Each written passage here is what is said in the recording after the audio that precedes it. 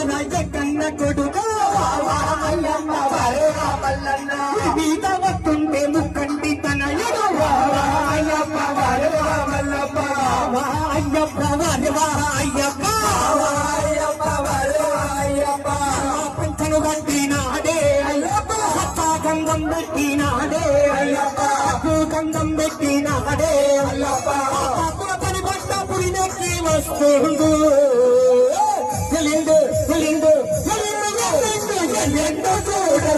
కన్న కొడుకు అయ్యప్ప వరవా మల్లప్ప మీద వస్తుండు ముక్కంటి కొడుకు